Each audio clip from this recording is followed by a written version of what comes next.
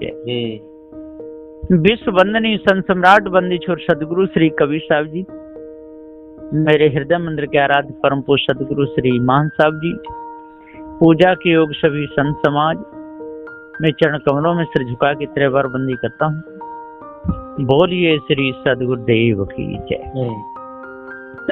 सदगुरु श्री कबीर साहब जी का न्याय निर्णय का उपदेश है, सत्य का उपदेश है, भ्रम भूल कल्पना से बचाने का उपदेश है, और जितने भी मत पंथ सिद्धांत चल रहे हैं उनकी कमी सदगुरु श्री कबीर साहब ही बताए। सदगुरु श्री कबीर साहब जी कहते हैं, यदि किसी की कोई कमी है बताने में कोई दोष नहीं है। यदि वो सुधारेगा तो उसका भला होगा, और नहीं सुधारेगा तो नहीं होगा। कोई शराब पीता है, उसका नाम लेके बेशक मत कहो, लेकिन उपदेश में उसके गुण बता दो। यदि वो समझ जाएगा तो अपना सुधार कर लेगा। और यदि आपके ज्यादा नजदीक का है और बात मान सकता है तो उसको आमने सामने बुला करके भी बता सकते हैं। और यदि आमने सामने आकर के नहीं मान सकता, आपकी बातों पर विश्वास नहीं करता है, तो फिर उसको उपदेश में बता सकते हैं। अपने कर्तव्य का पालन जरूर करना चाहिए। जो मनुष्य अपने कर्तव्य का पालन करता है ना, उसका हृदय साफ होता है। हमारे सामने यदि कोई गलत कर रहा है तो उसको बताना चाहिए, ना माने तो अपने बड़े तक पहुंचाना चाहिए, फिर वो जाने उनका काम जाने। सारे संसार में अनैतिकता फैली हुई है, भ्रम भूल कल्पना, विषयों की वासना, इसमें लोग अंधे हैं। सही बात कहो तो उनके अंदर एकदम आग लग जाती है। तो साहब कहते हैं कि भाई अपने स्वरूप को जानो। आपका स्वरूप आप स्वयं हो, चैतन्य जीव हो। आप अपने से अलग न कभी हुए न होगे, क्योंकि जीव का और ज्ञान का समय संबंध है। इसलिए जीव के ऊपर जो कल्पना जो मनुष्य ने की है, ये बहुत भारी भ्रम है। और इस भ्रम को जब तक अपने अंदर से नहीं निकालोगे, और तब तक इसी भ्रम में ही डूब के मर जाओगे। मरना ही पड़ेगा। विषय वासना रूपी कुंड ये बहुत गहरा है, भ्रम भूल कल्पना रूपी कुंड ये बहुत गहरा है। इसकी था सदगुरु श्री कबीर साहब जी बताते हैं। सदगुरुदेव जी कहते हैं कि इसकी यदि था लेना चाहोगे तो समझ लो कि फिर आप उभरने वाले नहीं। इसलिए था लेना छोड़ो। ये वासना अनादि है, इसने किसी का कल्याण नहीं होने दिया। ये भ्रम भूल कल्पना भी अनादि है, इसने किसी कल्याण नहीं होने दिया। आज इससे जो बचेगा, इसको त्यागेगा हृदय से, उसका कल्याण हो जाएगा। क्योंकि जीव अजर अमर अखंड नित्य स्वयं स्वरूप है। जिस मानंदी को त्यागना चाहे त्याग सकता है, और जिस मानंदी को रखना चाहे रख सकता है। ये स्वतंत्र है। और जब तक अपने आप को नहीं जानेगा, जब तक पारक ज्ञान नहीं होगा, जब तक अपने स्वरूप का ज्ञान नहीं होगा, जब तक ईश ब्रह्म आत्म परमात्मा के पीछे पड़ा रहेगा, जब तक अपने से भिन्न किसी कल्पना को करता रहेगा, या इस कल्पना को तोड़ मरोड़ के अपने से ही टिकाए लेगा, तब तक उसका उद्धार कल्याण न हुआ न होगा। तो सर्व वासना को त्यागना चाहिए, मानंदी त्यागने चाहिए। वासना किसे कहते हैं ये भी मनुष्य को पता नहीं चलता है ना। वासना किसे कहते हैं? माया तजे क्या भया, जो मान तजा नहीं जाए। जय माने मुनवर ठगे, सो मान सबन को खाए। वासना कहते हैं मान।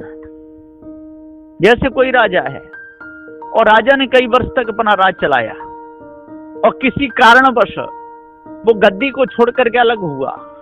गद्दी तो छोड़ दिया, लेकिन गद्दी का अभिमान नहीं त्यागा। जो मान सम्मान का था वो नहीं त्यागा। वो वासना रह गई। वो वासना भी त्यागनी पड़ती है। जिस प्रकार से हमने भोजन पा लिया, और भोजन पाने के बाद में और थाली धो ली, और धोने के बाद थाली रख दी, उसमें संक्रामण रहेगी तो चींटियां आएंगी।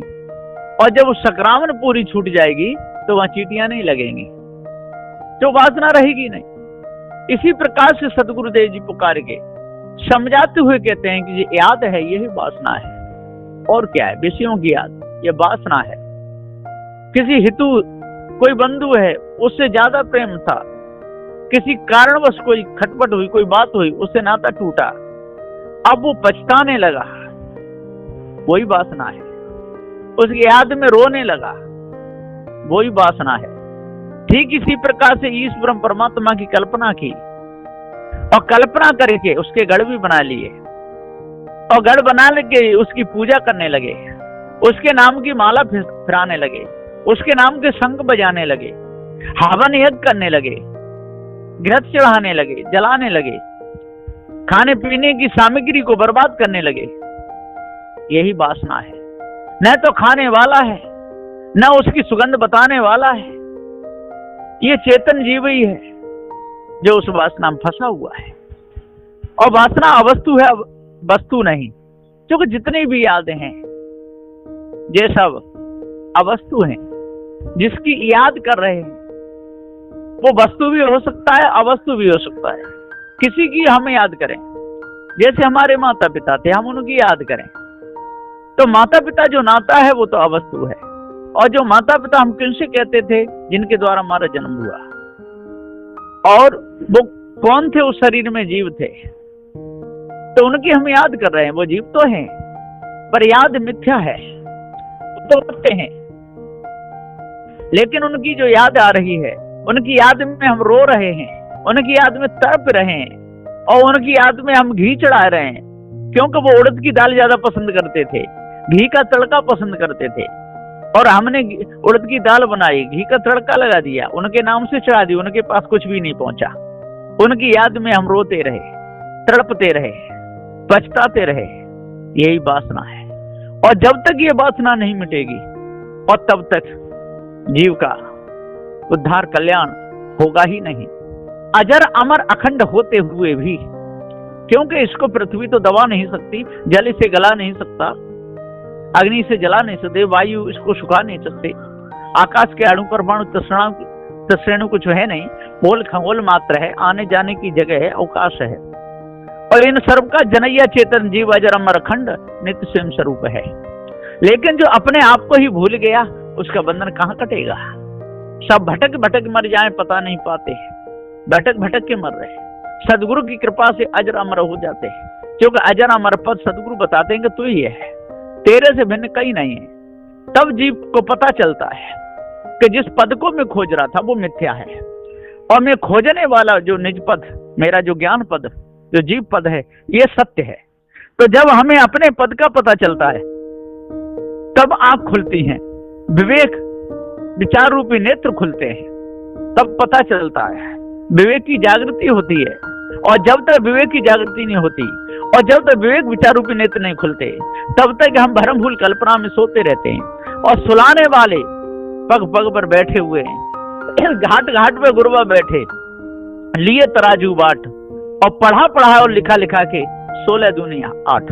इस सारे संसार में कोई पीपल की पूजा करता है, और वो क्या कहते हैं कि वो परमात्मा कहते हैं, विष्णु भगवान कहते हैं, है ना। वो कहते हैं कि जो परमात्मा है वो क्या कहता है, वृक्षों में मैं पीपल का वृक्ष हूं, है ना, इसलिए 2400 घंटा ऑक्सीजन देता, इसलिए सबकी रक्षा करता हूं। सबकी रक्षा करता तो ये कटरे क्यों खुले होते, मेढ़े बकरे कितने काटे जा रहे हैं, गाय भैंस बकरी कितनी काटी जा रही है, मनुष्य कितने सताए जा रहे हैं, कितने लोग शराब पी रहे हैं, कितना अत्याचार कर रहे हैं, है ना। पाकिस्तान के बॉर्डर पे, चीन के बॉर्डर पर कितने जवान मारे जा रहे हैं, आतंकवादी कितने घुस रहे हैं, रोग कितने आ रहे हैं, लॉकडाउन तक लग जाता है। उस समय वो परमात्मा कहाँ जाता है। इनकी बहुत भारी भूल है।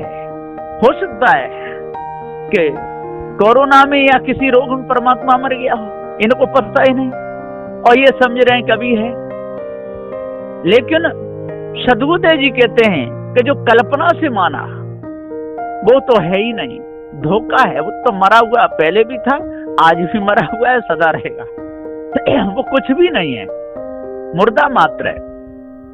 तो सदगुरुदेव जी पुकार के समझाते हुए कहते हैं, अब यहाँ पर कहीं कि मुर्दा कोई शरीर छोड़ता है तो लाश तो दिखती है, उसकी लाश नहीं, इसलिए उसको जिंदा और मुर्दा कहना ये भी फेल हो जाता है। इसलिए अपने आप को जानना चाहिए और भ्रम को त्यागना चाहिए। क्योंकि सारा संसार भ्रम में डूबा हुआ है, भ्रम से कोई अलग होना नहीं चाहता। और जब तक ये जीव भ्रम से अलग नहीं होगा, जब तक धोखे से अलग नहीं होगा, जब तक अपनी ही मानंदी को नहीं समझेगा, मानंदी करने वाला कौन है, मानंदी जिसकी की वो कौन है, जिसकी हमने मानंदी की वो मिथ्या कल्पना है, मानंदी करने वाले हम सत्य हैं, इसलिए मानंदी हम नहीं हो सकते। कोई लोग कहते हैं जिसको खोज रहे हो वो आप ही हो, नहीं, जिसको हम खोज रहे हैं हम नहीं है, जिसको हम खोज रहे थे अपने से भिन्न हमारी कल्पना थी, आज हमको पता चलेगा वो कल्पना मिथ्या, हम सत्य हैं, तो क्या हम कल्पना हो सकते हैं? हमने तो कल्पना से माने हुए देव के हम पीछे पड़े थे, और आज हमको पता चल गया कि चेतन जीव सत्य अजर हमारा अखंडित स्वयं स्वरूप है, तो क्या हम कल्पना हो सकते हैं? नहीं, कल्पना हम नहीं हो सकते, हम तो कल्पना के करने वाले थे। आज हमको पार ज्ञान हुआ है, पार की सदगुरुदेव हमको आज मिले हैं, भरम भूल कल्पना आज समझ में आई, विषय वासना ये दो गढ़ हैं, इनमें जो फंसता है उसका कल्याण उद्धार नहीं हो सकता है, और जो उसका पक्ष लेता है तो किसी न किसी विषय में कहीं न कहीं बिगड़ा हुआ है। जिसका जो पक्ष लेगा समझ लो कि उसका वो गुलाम है, कभी न कभी उससे वो घटना घट गई है, इसलिए वो उसका पक्ष ले रहा है। जो सर्व त्यागी होगा वो कभी पक्ष नहीं लेगा। पछापछी के कारण सब जग रहा भुलान, सारा संसार पछापछी के कारण ही भूला हुआ है। निरपक्ष होके हर भजे, निरपक्ष होकर के उसको तज करके, उसको छोड़ करके जो अलग हो उसका उद्धार कल्याण होता है। वही जीव संसार के चक्कर से बच पाता है, और जो तज के भज नहीं पाता, जो छोड़ नहीं पाता, वहां की वहीं लगा रहता है, दूसरे की बातों को सुन करके भ्रम जाता है, भूल जाता है, अटक जाता है, लटक जाता है, फंस जाता है। समझ लो कि उसका तो उद्धार कल्याण न अभी है और न होगा। इसलिए जल्दी से जल्दी हमें अपने आप को जानना चाहिए, और सदगुरु श्री कबीर साहब जी का जो पारक सिद्धांत है इसको समझना चाहिए। और जब तक पारक सिद्धांत हमारी समझ में नहीं आएगा, जड़ चेतन का भेद हमारी समझ में नहीं आएगा, तब तक किसी न किसी कल्पना में, किसी न किसी मानंदी में हम डूबे ही रहेंगे, और डुबाने वाले भी हमको मिलते रहेंगे, और निकलना चाहेंगे तो और वो डुबकी लगा देंगे। तो इसलिए पार की संत ही एक ऐसे हैं, पार की सतगुरु श्री कबीर साहब ही एक ऐसे हुए, उन्होंने जड़ चेतन का भेद बता दिया, निर्णय करके पूरा हाल बता करके, और जीव को कह दिया है जीव तेरे ऊपर कोई इस ब्रह्म परमात्मा आत्मा कोई है नहीं, और तू अजर अमर अखंडित स्वयं स्वरूप है ना, चारों तब तू तेरा कुछ भी नहीं बिगाड़ सकते। तू जब जब शरीर धारण करता है तब तब अपने आप को भूल जाता है, इसलिए इसी धारा में, प्रवाह रूपी धारा में तू बह रहा है। इसलिए आज अपने आप को जान और भ्रम को अपने अंदर से निकाल, तब पूर्ण शांति मिलेगी, नहीं तो मिथ्या धोखे में पूरा जीवन चला जाएगा। यह निर्णय बंदी छोड़ सदगुरु श्री कबीर साहब जी का है। बोलिए श्री सदगुरुदेव की।